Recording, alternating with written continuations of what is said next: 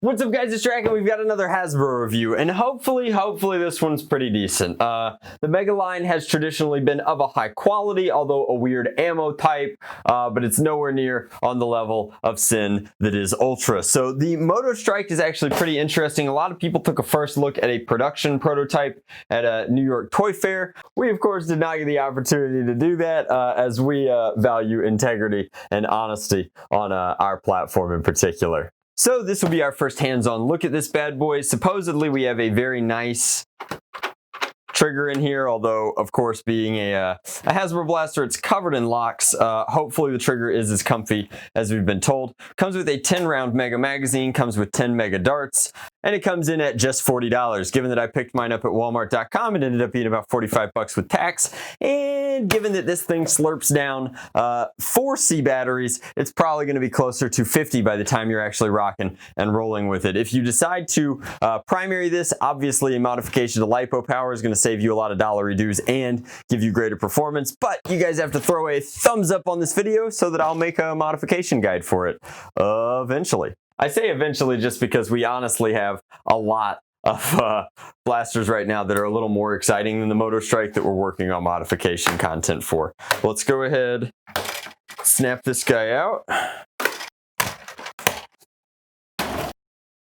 Just a quick note, the blaster is pretty front heavy in terms of its overall balance before throwing the batteries in, and once you've got them in there, it actually balances out quite nicely. Stock is pretty okay. Funky curvature here makes it a little tight on the shoulder. It kind of like locks into the bone almost like a joint, but overall not so bad. So the blaster harkens kind of an old school Mega feel. It's got big bold Mega on the side, white Nerf logo, of course, no paint on the other side. What should we expect at this point? But we've got a little thing from Elite 2.0 here. We're using cutouts in our top shell to showcase orange through our undershell, and that honestly gives you a much nicer, cleaner appearance in some areas. It's also going to get way dirtier if you ever abandon your Motostryke in the yard, so just keep that in mind. This one's probably supposed to be treated with a little bit of a respect. So back here you've got actual white plastic molding the back strap of the grip. Grip itself is comfy.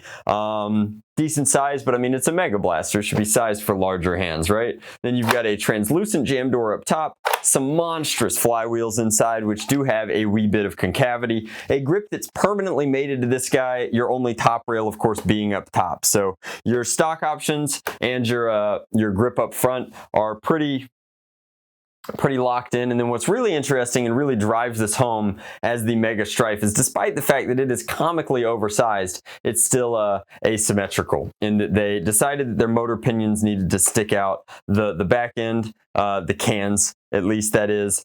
So this kind of has a built-in motor cover. Given that it's probably using the same motors that Rivals use, or something in the 300 class of motors, it's probably not going to be easy to do a motor swap and replacement on this guy. Now, it might be easy to alter the cage geometry. As far as the blaster itself goes, locks prevent you from pulling the trigger unless a magazine is inserted, and the magazine itself has a bandolier attachment point along with one up top and in back over here. So if you decide to primary your Mega Motostryke instead of just use it as like a special buster or a shield buster in your game types, you could.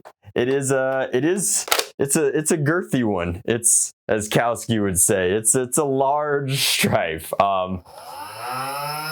Takes a long time to rev up, but that's probably because, again, those flywheels are very heavy and the motors are very cheap, so makes sense. We're taking about 2.5 seconds. Could you guys hear that? Took 2.5 seconds to achieve full rev up. And then the battery pack started humming, and that's just vibrations. The whole shell is kind of echoing a little bit, so not an overtly quiet blaster, although it could be much louder, and I'm sure with modifications will be, but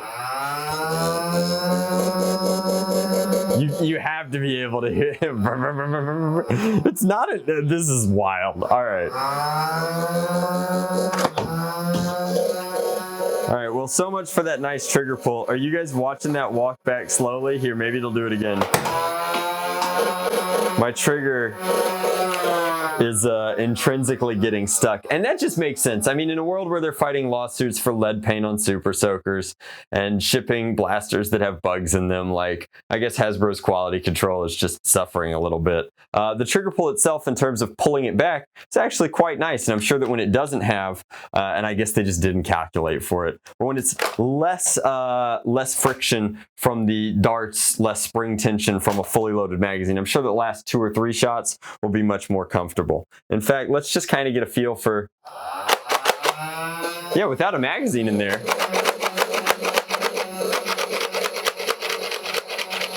Without a magazine, the trigger pull is amazing.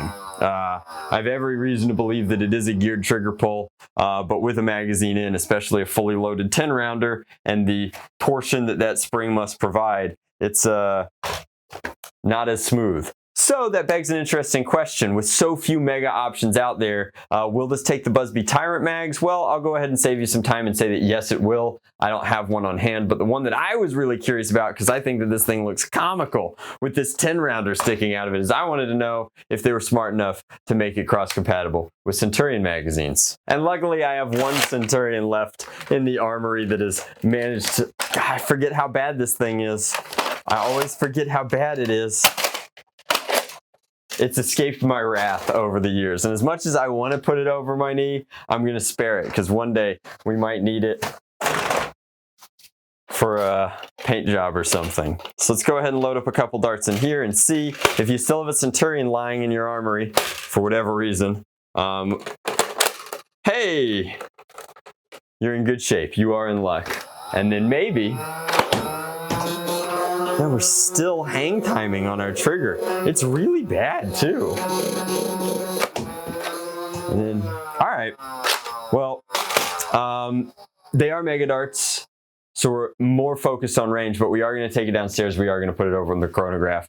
Overall, I think the blaster itself is pretty handsome. It's a little chunky, but if you wanted a mega Stryfe, like, this is a mega Stryfe. It's certainly less cumbersome than the Mastodon before it, and hopefully the flywheel performance is on par. I'd like to see decent numbers, and in particular, I'd like to see some solid ranges out of it.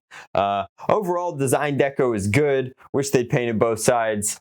Starting to sound like a broken record there, but not a bad blaster. I want to meet the person who tested the trigger without putting a magazine in, though. That's pretty funny.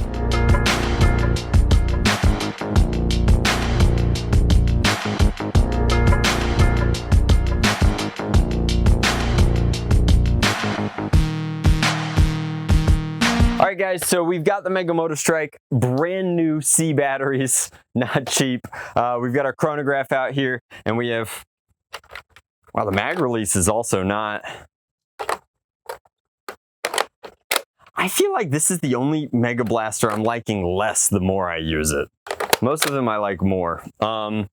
Just a few like little pressure points in here that could have been better designed. A little more slop would have been nice, actually, both in the trigger or the strength of its return spring, and in particular something to do with the magazine here. Again, without the magazine in there, the trigger pull is very comfortable.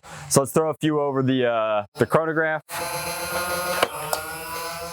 67, and then we'll adjust our trigger.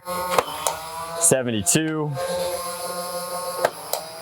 I hope you guys can see that I'm literally having to pull the trigger back. All right, it's getting better as we go down. So clearly like 70 FPS elite standard performance out of the Motostryke. Let's throw a few of these Mega Darts down range and see if it gets Mega style performance. The original draw of Mega, by the way, guys, for those of you that might be newer to the hobby, was that it could hit 100-foot ranges. Other than the Thunderbolt, I've never had a blaster that can break 100-foot ranges. So hopefully this does well, but I don't have high hopes with FPS that low.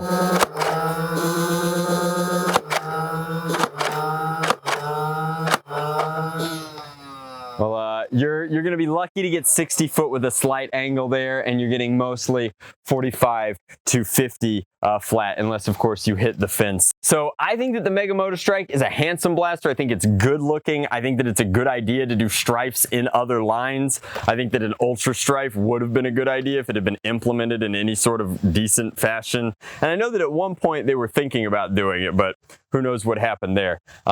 As far as the Mega Motostryke goes, Mega does not suit itself well to flywheels at this FPS. It's just very lackluster. Mega is all about bigger, badder, harder hitting, and this isn't doing any of that. It's a chunky, clunky, very difficult to actuate blaster that while it's a good concept, like strifing anything is a good concept, just look at the spectrum. The Motostryke is, at least for me, a sincere and honest letdown. The ranges aren't that great, the FPS isn't that hard. I've never seen a Mega Blaster more sorely and direly in need of an upgrade, so throw me a like, and if we get to a decent number, I'll throw this guy under the workbench and do a full modification guide for you. And it's a real shame because the ergo is pretty good. This reminds me distinctly of a long shot stock, which is one of the best. This foregrip is actually quite comfy, and I like the detail that went into decoing this nicely. There are a lot of things to like about this blaster aesthetically. It's just, if form beats function, what do you have left? A good looking paperweight. Much love, Nerf on Drac out.